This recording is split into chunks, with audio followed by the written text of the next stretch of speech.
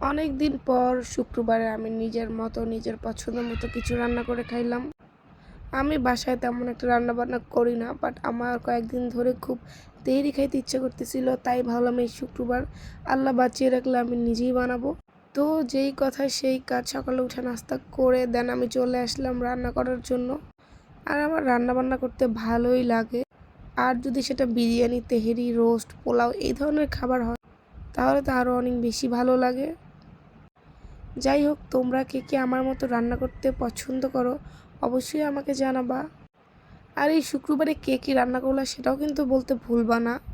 তো যাই হোক, এভাবেই রান্নাটা কমপ্লিট করে দেন আমি গোসল টোসল শেষ করে খেতে বসে গেলাম।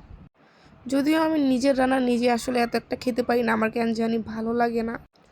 কিন্তু এই তেহেরি বা বিরিয়ানি, রোস্ট, পোলাও অথবা চাইনিজ আইটেমগুলো আমার কাছে নিজের রান্না নিজের খুব বেশি ভালো লাগে। আমার মতো তোমাদের কার কার এরকম নিজের রান্না নিজের খাইতে ভালো লাগে না সেটা আমাকেও জানাবা।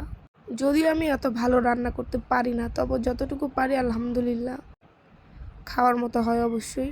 যারা আমার ভিডিওটা ফেসবুক থেকে দেখতেছো অবশ্যই আমাকে ফলো করে দিবা, আর টিকটক থেকে দেখলে ফলো করবা আর কমেন্ট করে দিবা। যারা এখনও আমাকে ফেসবুকে ফলো করো নাই তারা অবশ্যই আমাকে ফেসবুকে গিয়ে ফলো করে দিবা। আমি কমেন্টে আর ক্যাপশনে আমার ফেসবুক পেজের নাম বলে দিব। ভিডিওটা কেমন লাগছে জানাবা। Thanks for watching.